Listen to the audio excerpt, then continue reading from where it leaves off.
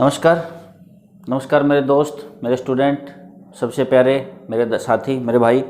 आज फिर आप सभी के लिए एक और छोटे से टॉपिक पे एक वीडियो लेकर आया हूँ। ये बहुत ज़्यादा इम्पोर्टेंट तो नहीं कहूँगा कि मतलब इसके बिना काम नहीं चलता है, लेकिन मेरे पास जिस तरीके के कमेंट आते हैं, मैसेजेज आते हैं कि सर इस टॉपिक पे बना दीजिए, तो उनमें से एक एक टॉपिक मैं निकाल के आपके लिए लेकर आता हूँ।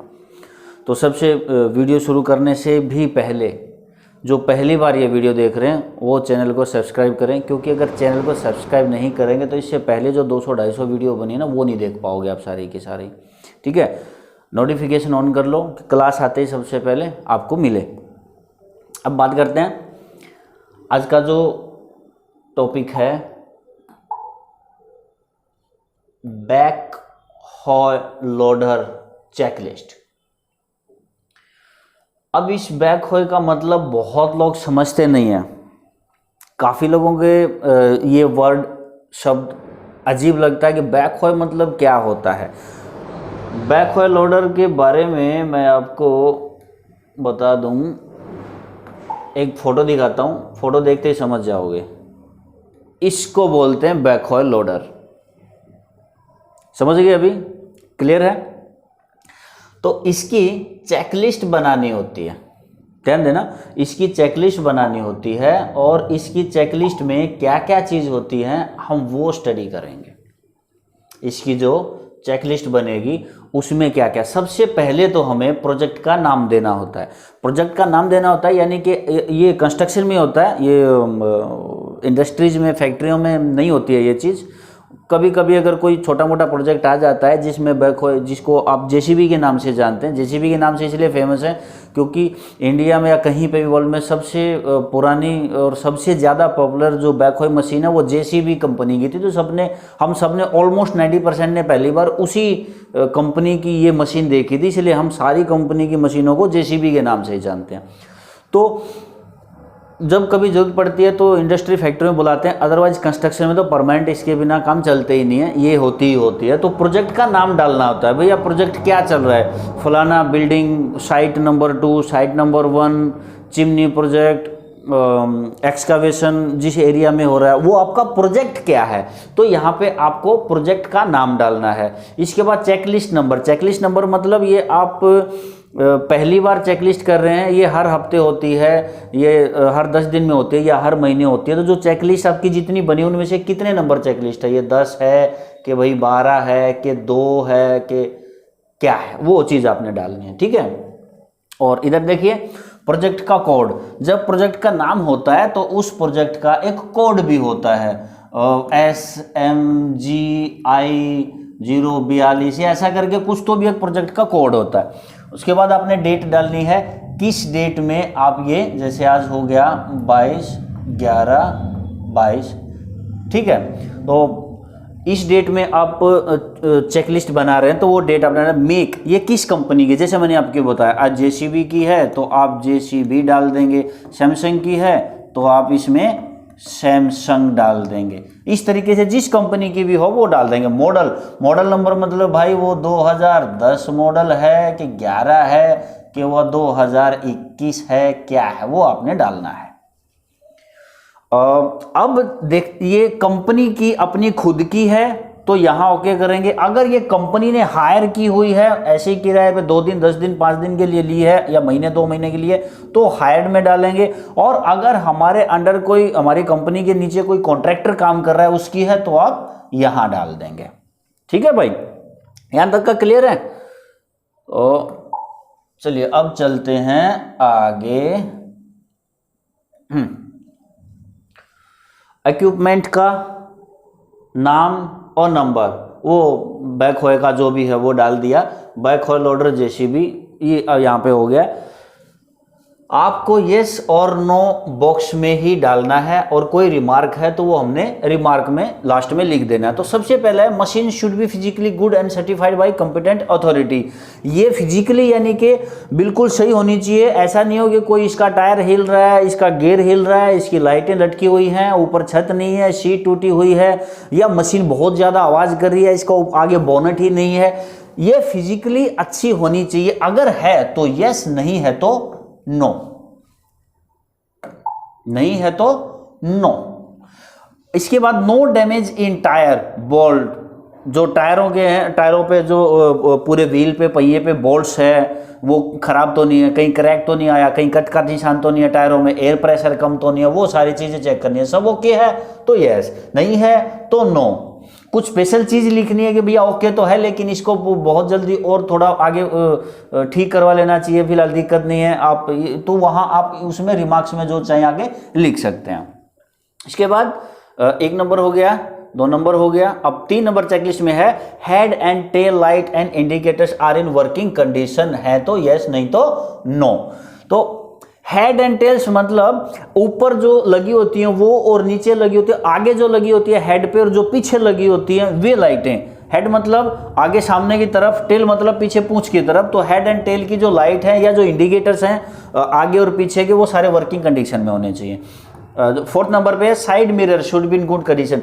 दोनों तरफ साइड मिरर टूटे हैं या नहीं लगे हैं तो ज़्यादा कोई दिक्कत नहीं है, चलता है। ऐसा नहीं है वो जब सामने चल रहा होगा तो पीछे से आ रही, लेफ्ट से कोई गाड़ी ओवरटेक कर रही है, राइट से कोई गाड़ी ओवरटेक कर रही है, कोई व्हीकल आ रहा है जा रहा है, तो उसको साइड के मिरर में ही सामने देखते हुए साइड में देखना होता है। तो वो उसके हैं कि नहीं है वो यहाँ पे चेक करना है।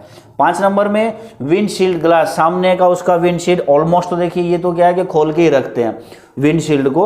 जब कभी गर्मी में काम करते हैं या बहुत धूल आंधी आती है तो वो उसको ढक देते हैं, लेकिन वो हमें चेक करना होता है कि वो है भी कि नहीं, सही है या टूटा हुआ। क्योंकि जब कभी आंधी या बारिश आई तो वो चारों तरफ से उसको बंद करेगा, उस टाइम में वो शीशा टूटा हुआ होगा, उसको दिखाई नहीं देगा और एक्सीडेंट हो जाएगा। तो ये आपको चेक करना है।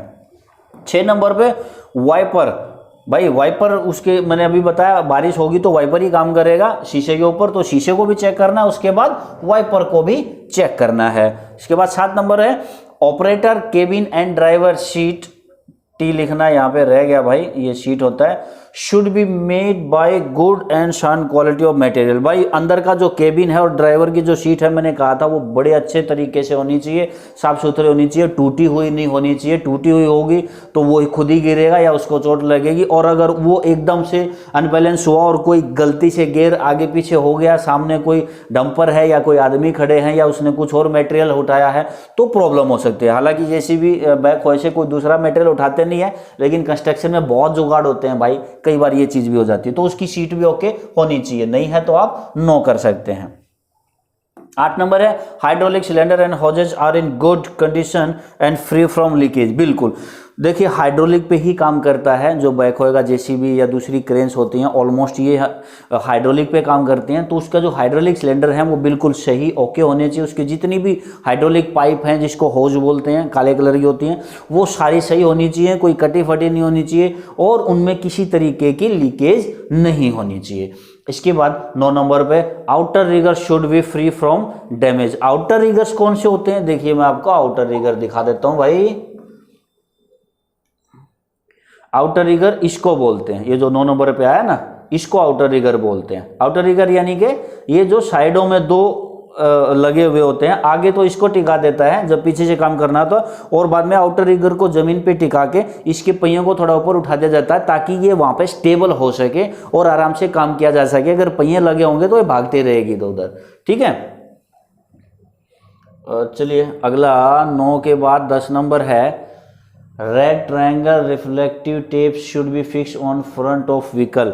व्हीकल के फ्रंट में यानी कि सामने में वो रेड ट्रायंगल आपने कभी देखा होगा बोनट के पास, यहाँ पे इधर एक ऐसा करके ट्रायंगल लगा होता है, वो लगा हुआ होना चाहिए सामने। उसके बाद आता है आपका ये हो गया, ये भी हो गया front end reverse horn. Front का हॉर्न तो होना ही होना चाहिए, सामने हॉर्न दे के काम करेगा, बट रिवर्स में भी जब इसके अलावा भी अगर किसी तरीके की भी अर्थ मूविंग इक्विपमेंट कोई भी मशीन काम आ रही है तो उसमें हॉर्न सामने का भी और पीछे का रिवर्स हॉर्न दोनों के दोनों काम करने चाहिए। अगर दोनों में से एक भी काम नहीं करता है तो आप यहाँ येस जरूर करेंगे, बट ये लिख देंगे कि पीछे का काम नहीं कर रहा है, आगे वाला काम कर रहा है।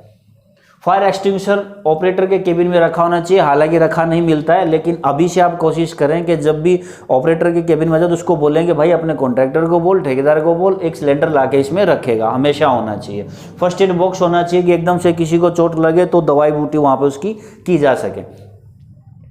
Operator have valid and suitable licence. भाई वैलिड का मतलब उसके पास पहली बात तो हैवी लाइसेंस होना चाहिए और उसके साथ में उसको जेसीबी का ट्रेनिंग का एक्सपीरियंस पुराना कहीं का रिटर्न में, या तो उसके पास ट्रेनिंग सर्टिफिकेट होना चाहिए कि हाँ उसने चलाया हुआ है और वो एक ट्रेंड पर्सन है, वो एक ट्रेंड पर्सन है। क्या हो गया भाई इसको, हाँ चल रही है, ठीक है। ये इसके पॉइंट थे सारे के सारे हम लोगों ने जो पढ़ा है। एक नंबर पे ये इसका एक नंबर पे क्या था, हम तो भूल ही गए भाई। एक नंबर था मशीन शुड भी, हाँ ये मशीन की बॉडी यानी कि सारी की सारी फिजिकली गुड होनी चाहिए, बहुत अच्छी होनी। 2 नंबर पे ये टायरों का ध्यान देना है भाई, टायर ओके कंडीशन में है कि नहीं। 3 साइड मिरर था इसके अंदर, 3 साइड मिरर, 4 साइड मिरर था, 3 है। हेड टेल इंडिकेटर, हाँ भाई ये इंडिकेटर थे। 4 इसका साइड मिरर था। और 5 नंबर पे सामने का ये विंडशील्ड था, शीशा था। 6 नंबर पे वाइपर वगैरह हैं। 7 नंबर ऑपरेटर का केबिन था। और 8 नंबर पे इसकी हाइड्रोलिक थी। ये जो यहाँ पे बड़े बड़े आपको दिखाई दे रहे हैं जो लंबे ड्रम होते हैं जिन पे पूरा काम करता है, और एक ये वाला ये हाइड्रोलिक ड्रम इसके ओके होने चाहिए थे 8 नंबर पे। और 9 नंबर पे इसके आउटर रिगर आते हैं। बाकी 10, 11, 12 इसमें शो नहीं किया गया है, बहुत ज़्यादा कंजेस्टेड हो जाता है। चलिए लास्ट बिल्कुल ख़त्म करते हैं। लास्ट में आपको ये सर्टिफाई करना है कि भाई ये फिट है या पार्शियल फिट है, मतलब बिल्कुल 100% ओके है, ऑलमोस्ट ओके है, या पार्शियल मतलब कुछ एक चीज़ें खराब हैं लेकिन ठीक है काम कर रही है। अगर ऐसा नहीं है, बिल्कुल आप इसको रिजेक्ट करना चाहते हैं तो अनफिट पे आप ओके करेंगे तो ये अनफिट डिक्लेयर हो जाएगी।